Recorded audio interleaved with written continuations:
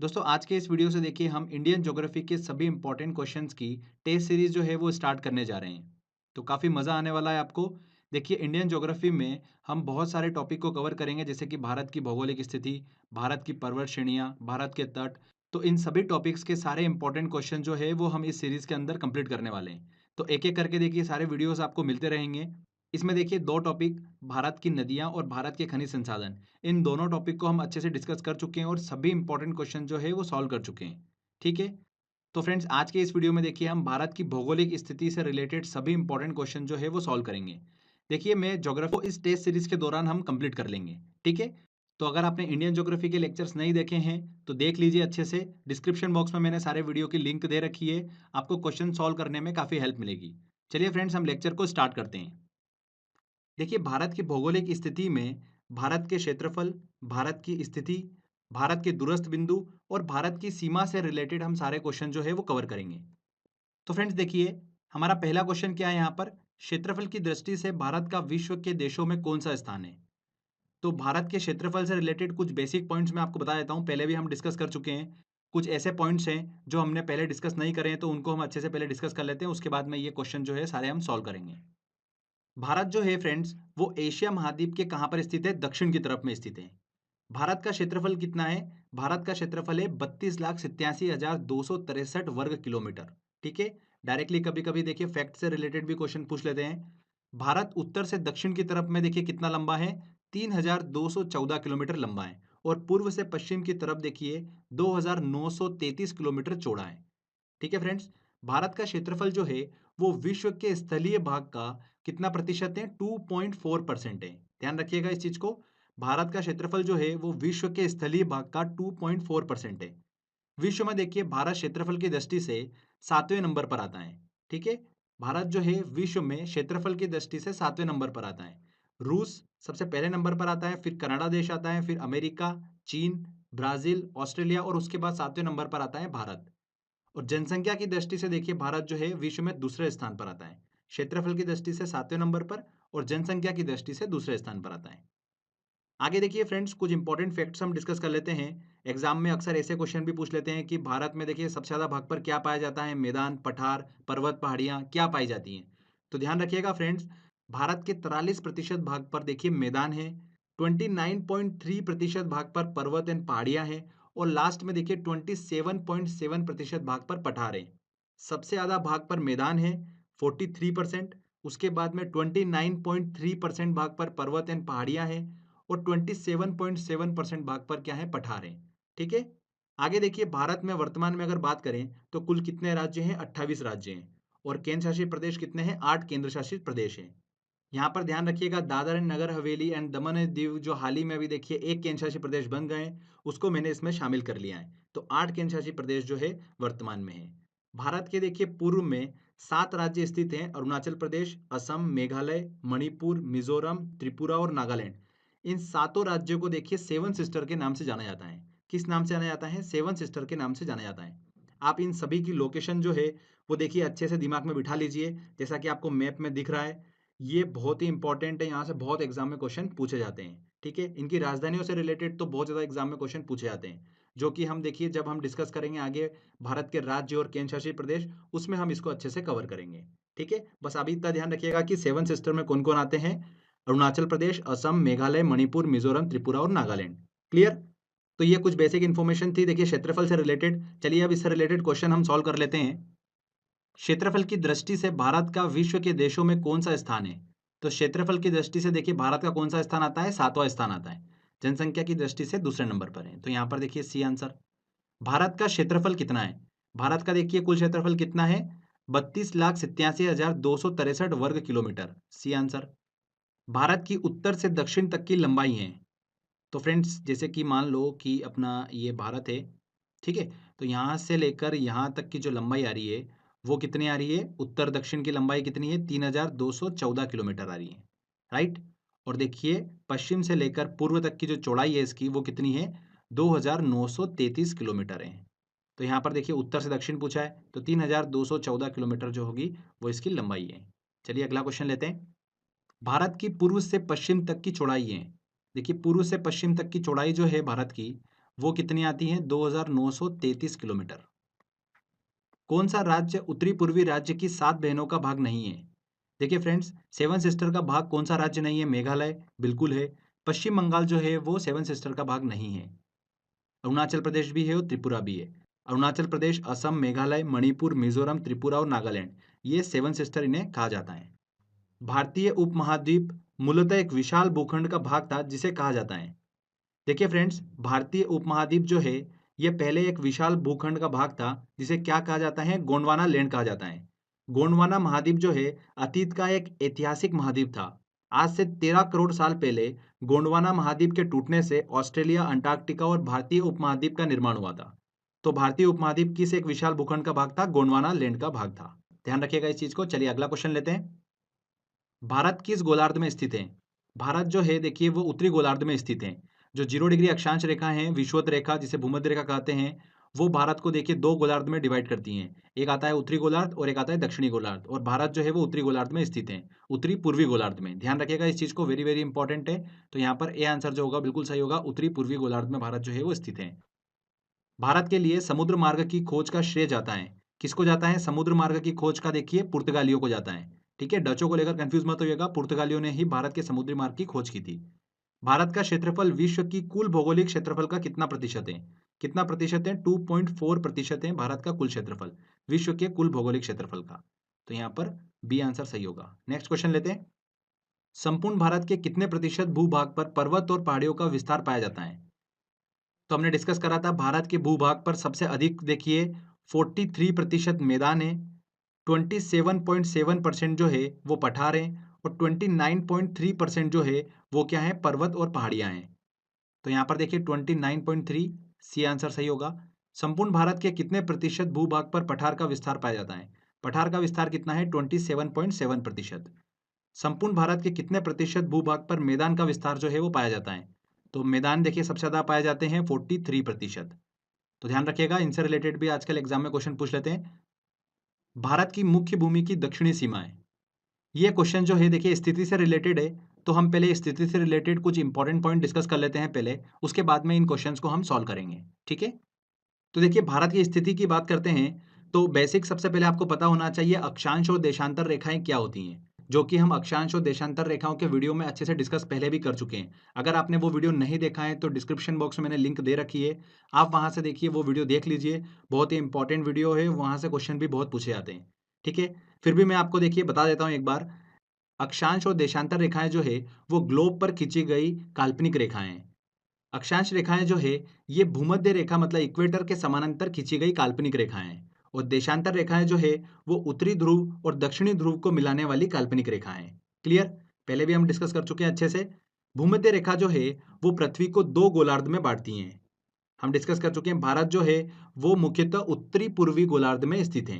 किस भाग में स्थित है भारत? उत्तरी पूर्वी गोलार्ध में स्थित है। ठीक है, भारत का मुख्य भूभाग जो है वो ध्यान रखिएगा फ्रेंड्स, 8 डिग्री 4 मिनट उत्तरी अक्षांश से लेकर 37 डिग्री 6 मिनट उत्तरी अक्षांश के बीच, और अगर देशांतर की बात करते हैं तो 68 डिग्री 7 मिनट पूर्वी देशांतर से लेकर 97 डिग्री 25 मिनट पूर्वी देशांतर के मध्य जो है वो फैला हुआ है।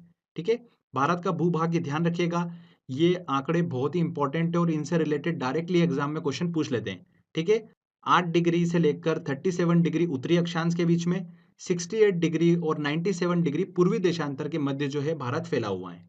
क्लियर? आगे देखिए, पहले भी हम डिस्कस कर चुके हैं जैसा कि दुनिया में ग्रीनविच मीन टाइम के आधार पर ही समय का आकलन किया जाता है। जीएमटी क्या है? देखिए 0 डिग्री देशांतर रेखा को ही ग्रीनविच मीन टाइम कहा जाता है। जीएमटी का मतलब पृथ्वी का अपने अक्ष पर घूमने के लिए जाने वाला समय। पृथ्वी जो है अपने अक्ष पर घूर्णन करती है, तो एक चक्कर पूरा करती है मतलब 360 डिग्री घूमती है, और हर एक एक डिग्री पर देशांतर रेखा हमको देखने को मिलती है। तो देखिए फ्रेंड्स, पृथ्वी को 1 डिग्री घूमने के लिए कितना समय लगता है? 4 मिनट का समय लगता है। तो 360 डिग्री घूमने के लिए कितना समय लगेगा? 1440 मिनट लगेगा।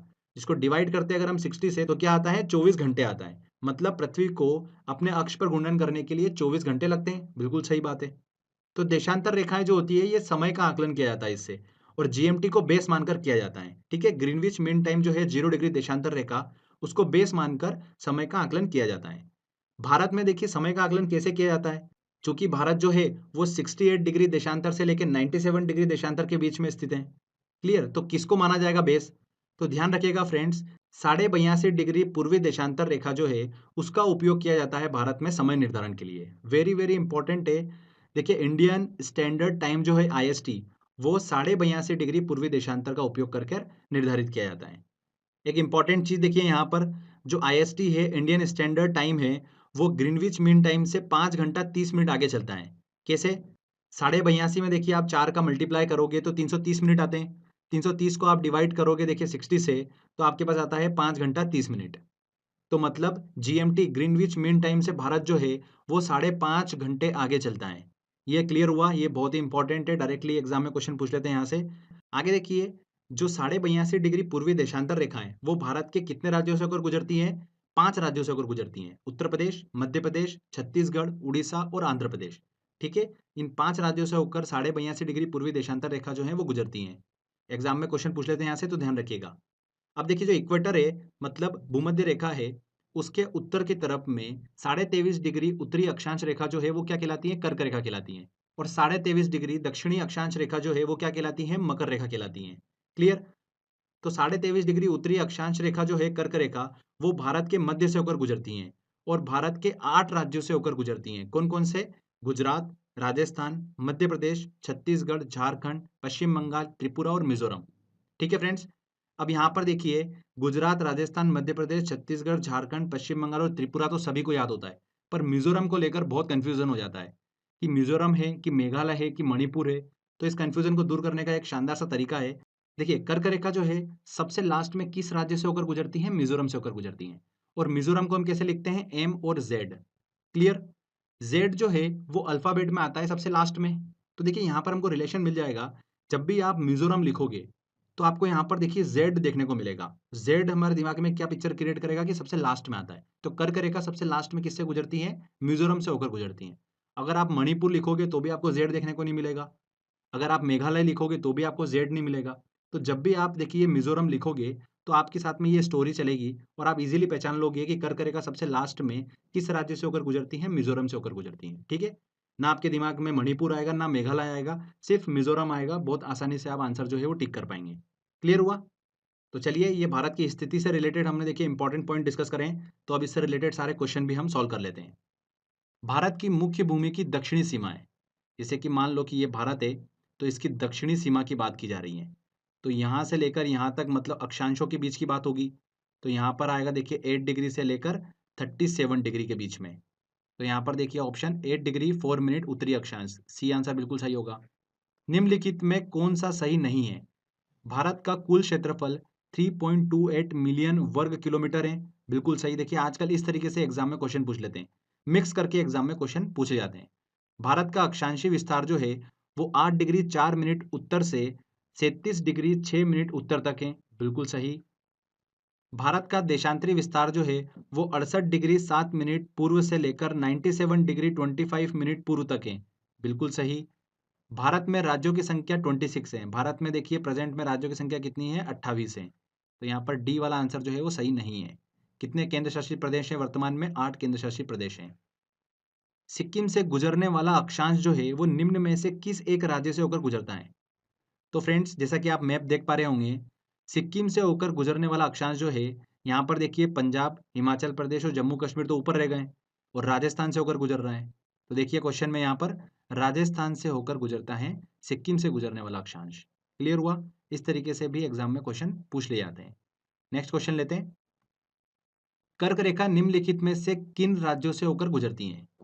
देखिए फ्रेंड्स, कर्क रेखा गुजरात से होकर गुजरती हैं, बिल्कुल सही। छत्तीसगढ़ से भी गुजरती हैं। उत्तर प्रदेश से नहीं गुजरती हैं। झारखंड से गुजरती हैं, बिल्कुल सही। तो यहाँ पर 1, 2 और 4 जो होगा वो बिल्कुल सही होगा, मतलब 1, 2 और 4 ये आंसर। कर्क रेखा गुजरती हैं मध्य प्रदेश से, बिल्कुल गुजरती हैं। त्रिपुरा से भी गुजरती हैं। मिजोरम से गुजरती हैं। मिजोरम से भी गुजरती हैं। देखिए, मैंने आपको क्या ट्रिक बताई थी कि मिजोरम MZ लिख लेना। जेड सबसे लास्ट में आता है, तो कर्क रेखा सबसे लास्ट में किससे होकर गुजरती है? मिजोरम से होकर ही गुजरती हैं। क्लियर? तो यहाँ पर देखिए इन सभी से होकर गुजरती हैं कर्क रेखा। कितने भारतीय प्रदेशों से होकर कर्क रेखा जो है वो गुजरती हैं? कुल 8 राज्यों से होकर गुजरती हैं कर्क रेखा। नेक्स्ट लेते हैं। निम्न में से भारत का वह राज्य जिससे कर्क रेखा होकर गुजरती हैं। जम्मू कश्मीर से नहीं गुजरती हैं, हिमाचल प्रदेश से भी नहीं गुजरती हैं, बिहार से भी नहीं गुजरती हैं, झारखंड से गुजरती हैं। कौन सा महत्वपूर्ण अक्षांश भारत को दो लगभग बराबर भागों में विभाजित करता है? तो फ्रेंड्स, कर्क रेखा 23.5 डिग्री उत्तरी अक्षांश, डी आंसर। निम्न में से कौन सा राज्य कर्क रेखा के उत्तर में स्थित है? देखिए, इस तरीके से भी क्वेश्चन एग्जाम में पूछे जाते हैं। कर्क रेखा के उत्तर की तरफ में कौन सा राज्य स्थित है, ऐसा पूछा जा रहा है। झारखंड कर्क रेखा पर स्थित है, मिजोरम भी कर्क रेखा पर स्थित है, त्रिपुरा भी कर्क रेखा पर स्थित है, पर मणिपुर जो है वो कर्क रेखा पर स्थित नहीं है। क्लियर? तो यहाँ पर बी आंसर, मणिपुर जो है वो कर्क रेखा के उत्तर में स्थित है। चलिए अगला क्वेश्चन लेते हैं। जब भारतीय मानक समय पर अर्धरात्रि है, एक स्थान पर सुबह का 6 बजा है, उस स्थान की स्थिति जिस देशांतर पर है वह है। देखिए, काफी इंपॉर्टेंट और ट्रिकी क्वेश्चन है। भारतीय मानक समय पर अर्धरात्रि हो रही है, मतलब 82.5 डिग्री की वैल्यू कितनी दे रखी है? रात को 12 बज रही है वहां पर। क्लियर? एक स्थान पर सुबह का 6 बजा हुआ है, एक स्थान है जहां पर सुबह का 6 बजा हुआ है। तो दोनों के बीच में देखिए डिफरेंस कितना आ गया? 6 घंटे का आ गया। 6 घंटे इसको मिनट में कन्वर्ट कर लेते हैं, तो 60 से मल्टीप्लाई कर दो, तो कितना आ गया? 360 मिनट आ गया। अब देखिए, पृथ्वी को 1 डिग्री मूवमेंट करने के लिए 4 मिनट का समय लगता है। ठीक है? तो पृथ्वी 360 मिनट में कितने डिग्री का मूवमेंट कर लेगी? निकाल लेते हैं, डिवाइड कर दो 4 से, तो कितना आ गया? 90 डिग्री। समझ में आया आपको? 90 डिग्री का मूवमेंट कर लेगी पृथ्वी 360 मिनट में। तो यहाँ पर देखिए, इसमें प्लस कर दीजिए 90 82.5 डिग्री में, तो कितना आ जाएगा? 172 डिग्री एंड 30 मिनट। मतलब यहाँ पर 172 डिग्री और 30 मिनट पूर्वी देशांतर पर वो स्थान जो है स्थित है। बी आंसर यहाँ पर बिल्कुल सही होगा। समझ में आया आपको क्वेश्चन? ये बहुत ही अच्छा क्वेश्चन है। इस तरीके से एग्जाम में देखिए आजकल क्वेश्चन जो है पूछे जाने लगे हैं। यदि भारतीय मानक समय पर दोपहर का 12 बजा है, तो 120 डिग्री पूर्वी देशांतर पर स्थानीय समय क्या होगा? तो फ्रेंड्स, यहाँ पर देखिए 182 डिग्री की वैल्यू दे रखी है कि दिन का 12 बजा हुआ है। 120 डिग्री पूर्वी देशांतर पर समय निकालना है। तो 120 देखिए माइनस कर देते हैं हम 82.5, तो कितना हो जाएगा? यहाँ पर 37.5 डिग्री का दोनों के बीच का डिफरेंस आ रहा है। और 1 डिग्री देखिए मूवमेंट करने के लिए 4 मिनट का समय लगता है।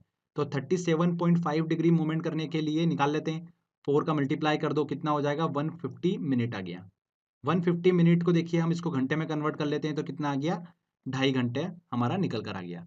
मतलब 12 बजी है तो 2.5 घंटे ऐड कर दो, तो यहाँ पर 2:30 मतलब 14:30। बी आंसर यहाँ पर सही होगा।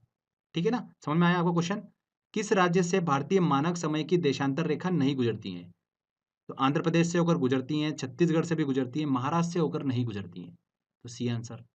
उत्तर प्रदेश, मध्य प्रदेश, छत्तीसगढ़, उड़ीसा और आंध्र प्रदेश से होकर, इन 5 राज्यों से होकर गुजरती हैं भारतीय मानक समय की देशांतर रेखा। ठीक है? चलिए अगला क्वेश्चन लेते हैं। देखिए अगला, निम्नलिखित में से कौन सा भारत की प्रमाणिक मध्याह्न रेखा आईएसटी कहलाता है?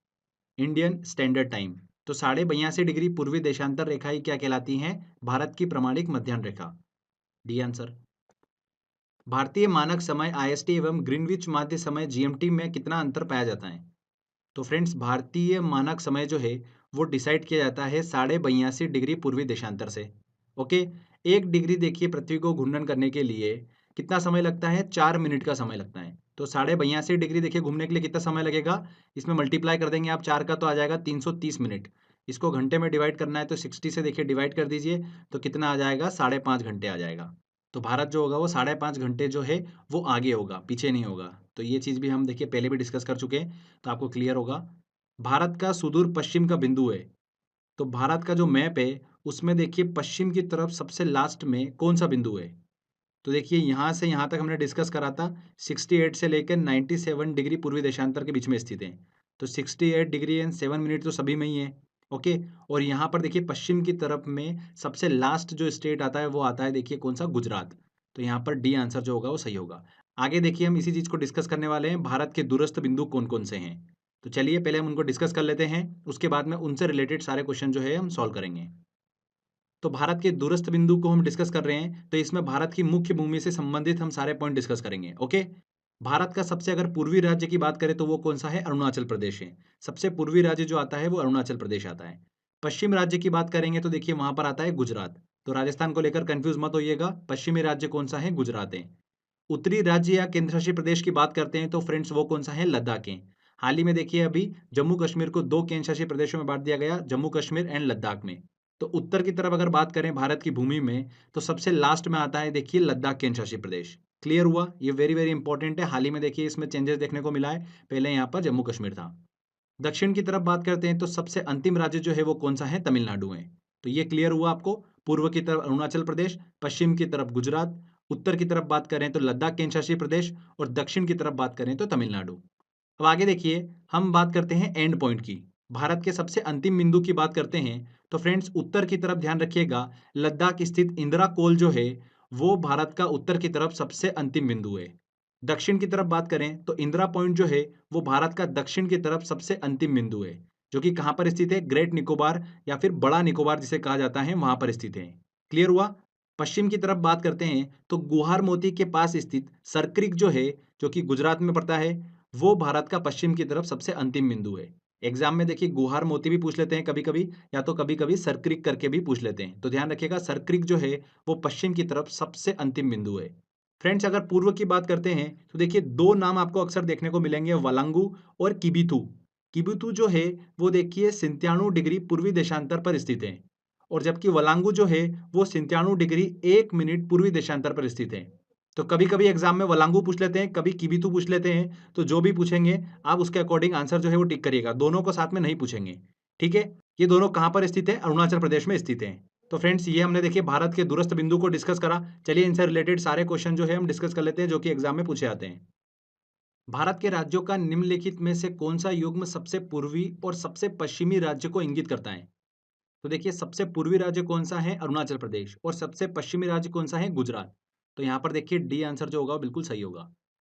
भारत का सबसे दक्षिणी बिंदु है, तो फ्रेंड दक्षिणी बिंदु की बात की जा रही है, दक्षिण इधर उत्तर इधर। अगर उत्तर पूछा जाता है तो इंदिरा कोल, दक्षिण पूछा है तो इंदिरा पॉइंट, जो कि ग्रेट निकोबार बड़ा निकोबार में स्थित है। Indira point C answer.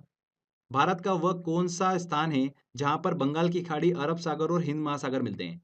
तो फ्रेंड्स ध्यान रखिएगा ये इंपॉर्टेंट क्वेश्चन है। कहां पर मिलते हैं? कन्याकुमारी में मिलते हैं बंगाल की खाड़ी, अरब सागर और हिंद महासागर। ये आंसर। अगला क्वेश्चन लेते हैं। भारत का दक्षिणतम स्थान इंदिरा पॉइंट निम्नलिखित में से कहाँ स्थित है? कहाँ पर स्थित है? देखिए अंडमान निकोबार द्वीप समूह में स्थित है। D answer. निम्नलिखित में कौन सा स्थान भूमध्य रेखा के निकटतम स्थित है? तो देखिए ये भूमध्य रेखा और भारत इस तरीके से स्थित है, तो यहाँ पर सबसे दक्षिणी बिंदु जो है भारत का वो भूमध्य रेखा के बहुत क्लोज है। तो दक्षिणी बिंदु कौन सा है? अंतिम इंदिरा पॉइंट सी आंसर।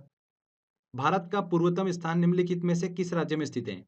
पूर्वतम स्थान कौन सा है? किबिथु हमने डिस्कस करा था, या फिर वलांगू? कहाँ पर स्थित है? अरुणाचल प्रदेश में स्थित है। C answer. निम्न में से किस राज्य की सीमा बांग्लादेश से नहीं लगती है? देखिए अब भारत के अंतर्राष्ट्रीय सीमा से रिलेटेड हम सारे इंपॉर्टेंट पॉइंट्स पहले डिस्कस कर लेते हैं, उसके बाद में इस टाइप के सभी क्वेश्चन जो है हम सॉल्व करेंगे। तो चलिए पहले समझ लेते हैं अच्छे से। देखिए फ्रेंड्स भारत के अगर सीमावर्ती देशों की बात करें तो कौन कौन से हैं? देखिए भारत के सीमावर्ती देश हैं 7 देश। पाकिस्तान, अफगानिस्तान, चीन, नेपाल, भूटान, म्यांमार और बांग्लादेश। ये भारत के देखिए सीमावर्ती देश हैं। पर अगर पड़ोसी देशों की बात करें तो इसमें श्रीलंका और मालदीव भी जुड़ जाता है। इन दोनों देशों की सीमा जो है ये भारत से नहीं टच होती हैं। भारत की मुख्य भूमि जो है उसकी सीमा जो है वो किससे टच होती है? पाकिस्तान, अफगानिस्तान, चीन, नेपाल, भूटान, म्यांमार और बांग्लादेश से। मालदीव और श्रीलंका जो है ये आइलैंड है, जो कि भारत के पड़ोसी देश हैं। तो कुल मिलाकर भारत के 9 पड़ोसी देश हैं, पर सीमावर्ती देशों की बात करें तो 7 हैं। आगे देखिए, भारत की सबसे लंबी स्थलीय सीमा जो है, वो बांग्लादेश से मिलती है। 4096 किलोमीटर जो है, वो भारत की सीमा जो है बांग्लादेश से टच होती है। अगर सबसे कम सीमा की बात करें तो वो अफगानिस्तान की है। 106 किलोमीटर की सीमा जो है, वो शेयर होती है अफगानिस्तान से भारत की। ध्यान रखिएगा ये चीज़। भारत के कुल 17 राज्यों की सीमा जो है, वो अपने पड़ोसी देशों से लगती हैं। कितने राज्यों की? 17 राज्यों की। देखिए कुछ इंपॉर्टेंट ध्यान रखिएगा, मैं आपको बता देता हूँ। बांग्लादेश की अगर बात करते हैं तो 5 राज्यों की सीमा लगती है बांग्लादेश से। कौन-कौन से? पश्चिम बंगाल, मिज़ोरम, त्रिपुरा, असम और मेघालय। क्लियर? पश्चिम बंगाल, मिज़ोरम, त्रिपुरा, असम और मेघालय। इसमें ध्यान रखिएगा मणिपुर और नागालैंड की सीमा जो है वो बांग्लादेश से नहीं लगती हैं। वेरी वेरी इंपॉर्टेंट है और अक्सर स्टूडेंट जो है इसको लेकर बहुत कंफ्यूज होते हैं। तो देखिए मैं इसको आपको ट्रिक से याद कराता हूँ। देखिए बांग्लादेश, तो वहाँ के देखिए टाइगर बहुत फेमस है, तो बंगाल टाइगर। क्लियर? तो टाइगर जो है ऐसे ध्यान रखिए कि मणि वाले नाग से दूर रहते हैं। मणि वाला नाग जो है इससे टाइगर जो है वो दूर रहते हैं। तो मणि से बन जाएगा हमारा मणिपुर और नाग से बन जाएगा हमारा नागालैंड। ठीक है? और दूर रहते हैं तो बांग्लादेश से दूर हैं ये दोनों। समझ में आ गया आपको? इन दोनों की सीमा जो है वो बांग्लादेश से टच नहीं होती है। ये इमेज आपके दिमाग में ऑटोमेटिक सेट हो गई है। जब भी क्वेश्चन आएगा इस इमेज की हेल्प से देखिए आप आसानी से क्वेश्चन जो है वो सॉल्व कर लोगे। आगे बात करते हैं देखिए भूटान की। तो भूटान की देखिए सीमा जो है वो सिक्किम, अरुणाचल प्रदेश, असम और पश्चिम बंगाल से लगती हैं। क्लियर? म्यांमार की बात करते हैं तो फ्रेंड्स देखिए अरुणाचल प्रदेश, नागालैंड, मणिपुर और मिजोरम कोने-कोने के देखिए आपको राज्य दिख रहे हैं ये, इनकी सीमा जो है वो म्यांमार से लगती हैं। क्लियर? इसमें अरुणाचल प्रदेश की सबसे ज़्यादा सीमा जो है वो म्यांमार से लगती हैं। इसके बाद फ्रेंड्स ध्यान रखिएगा, सिक्किम और पश्चिम बंगाल ऐसे 2 राज्य हैं भारत के जिनकी सीमा जो है वो 3 देशों से लगती हैं। सिक्किम की बात करते हैं तो चीन, नेपाल और भूटान। इन 3 देशों से जो है वो सिक्किम की सीमा लगती है। और पश्चिम बंगाल की बात करें तो बांग्लादेश से लगती हैं, ये सभी को पता ही है। नेपाल और भूटान से भी पश्चिम बंगाल की सीमा लगती है। ठीक है फ्रेंड्स? आगे देखिए मेघालय से रिलेटेड एक पॉइंट ध्यान रखिएगा कि मेघालय की जो सीमा है, वो सिर्फ़ और सिर्फ़ एक ही देश से लगती हैं। कौन से देश से लगती हैं? बांग्लादेश से लगती हैं। अक्सर स्टूडेंट जो होते हैं वो एग्ज़ाम में कन्फ्यूज़ हो जाते हैं कि मेघालय की सीमा म्यांमार से तो नहीं लग रही है, कहीं भूटान से तो नहीं लग रही है। तो बस ध्यान रखिएगा बांग्लादेश से लगती हैं। म्यांमार से मेघालय की सीमा नहीं लगती हैं। ऐसे ध्यान रखिए देखिए मेघालय में वर्ड छुपा हुआ है आलय, मतलब हिमालय जैसा वर्ड इसके अंदर छुपा हुआ है। तो ये हिमालय की तरफ है, ठीक है? म्यांमार की तरफ नहीं है। ये चीज़ आपके दिमाग में आना चाहिए, तुरंत आप आंसर जो है वो टिक कर पाएँगे। क्लियर? मेघालय जो है वो हिमालय की तरफ थोड़ा-सा खिसका हुआ है। ऐसा आप दिमाग में इसको फिट कर लीजिए। मिज़ोरम, मणिपुर, नागालैंड जो है ये आते हैं म्यांमार की तरफ। ठीक है? इनकी सीमा जो है वो म्यांमार से शेयर होती है। बस ये मेरे को आपको ट्रिक से बताना था। क्वेश्चन करते टाइम आपको काफ़ी ज़्यादा हेल्प मिलने वाली है। तो चलिए अब क्वेश्चन की तरफ चलते हैं और सारे क्वेश्चन को हम सॉल्व करते हैं। निम्न में से किस राज्य की सीमा बांग्लादेश से नहीं मिलती है? तो फ्रेंड्स मैंने आपको ट्रिक बताई थी, आपको आइडिया लग गया होगा। बंगाल टाइगर किससे दूर रहते हैं? मणि वाले नाग से दूर रहते हैं बंगाल टाइगर। मणि वाले नाग से, तो मणि से बन जाएगा मणिपुर और नाग से बन जाएगा हमारा नागालैंड। तो यहाँ पर देखिए ऑप्शन में मणिपुर हमको क्लियर दिख रहा है। तो मणिपुर की सीमा जो है बांग्लादेश से नहीं लगती है। बहुत ज़्यादा कन्फ्यूजन होता है। अभी आपको याद हो जाएगा, एग्जाम में लास्ट मोमेंट पे रिवाइज नहीं हुआ तो भूल गए, तो उस समय क्वेश्चन जो है वो गलत हो जाता है। तो ये ट्रिक से आप बड़ी आसानी से आंसर जो है वो टिक कर पाएंगे। बांग्लादेश की सीमा से लगे भारत के राज्य हैं। देखिए यहाँ पर नागालैंड आ रहा तो ये वाला तो होगा ही नहीं ऑप्शन। यहाँ पर भी नागालैंड आ रहा तो ये वाला भी ऑप्शन नहीं होगा। डी में भी देखिए नागालैंड आ रहा तो ये वाला भी ऑप्शन नहीं होगा। तो देखिए सी ऑप्शन ही बच रहा है, तो सी आंसर जो होगा वो सही होगा। मेघालय, असम, पश्चिम बंगाल और त्रिपुरा की सीमा जो है वो बांग्लादेश से लगती है। निम्नलिखित में से किस भारतीय राज्य की सीमा भूटान राष्ट्र के साथ नहीं मिलती है? तो फ्रेंड्स मेघालय की जो है वो सीमा भूटान से नहीं मिलती है। मेघालय मैंने आपको बताया था सिर्फ और सिर्फ बांग्लादेश के साथ में अपनी सीमा जो है वो शेयर करता है। क्लियर? चलिए अगला क्वेश्चन लेते हैं। कौन से भारतीय राज्य की अधिकतम सीमा म्यांमार से स्पर्श करती हैं? तो म्यांमार से देखिए 4 जो राज्य हैं उनकी सीमा स्पर्श होती हैं। अरुणाचल प्रदेश, मणिपुर, मिज़ोरम और नागालैंड। इसमें अरुणाचल प्रदेश की सबसे अधिक सीमा जो है वो म्यांमार से स्पर्श होती है। A answer. निम्नलिखित में से भारत के किस राज्य की सीमा म्यांमार से नहीं लगती है? नागालैंड की लगती है, अरुणाचल प्रदेश की भी लगती है, मिज़ोरम की भी लगती है, असम की जो सीमा है वो म्यांमार से नहीं लगती है, तो बी आंसर। निम्नलिखित राज्यों में से कौन बांग्लादेश के साथ अपनी सीमा नहीं बनाता है? तो फ्रेंड्स हमारी ट्रिक क्या थी? बांग्लादेश मतलब बंगाल टाइगर किससे डरता है? मणि वाले नाग से डरता है। तो मणि से मणिपुर और नाग से नागालैंड। तो यहाँ पर देखिए ऑप्शन में नागालैंड मतलब बी आंसर। चलिए अगला क्वेश्चन लेते हैं। निम्नलिखित में से किस देश की भारत के साथ सबसे लंबी स्थलीय सीमा है? देखिए सबसे लंबी स्थलीय सीमा जो है वो किसकी है? बांग्लादेश की है। भारत के साथ में ध्यान रखिएगा सी आंसर। और सबसे कम किसकी है? अफगानिस्तान की 106 किलोमीटर की। भारत का वह राज्य जिसकी सीमाएं 3 देश नेपाल, भूटान और चीन से मिलती हैं। तो देखिए 2 ऐसे राज्य हैं जिनकी सीमाएं 3 देशों से मिलती हैं। पहला सिक्किम जिसकी सीमा जो है नेपाल, भूटान और चीन से मिलती हैं। तो यहाँ पर तो बी आंसर सही होगा। और एक और राज्य है पश्चिम बंगाल। पश्चिम बंगाल की सीमा जो है वो बांग्लादेश, भूटान और नेपाल के साथ में मिलती है। ठीक है? तो दोनों चीजें ध्यान रखिएगा, किसी से भी क्वेश्चन एग्जाम में पूछा जा सकता है।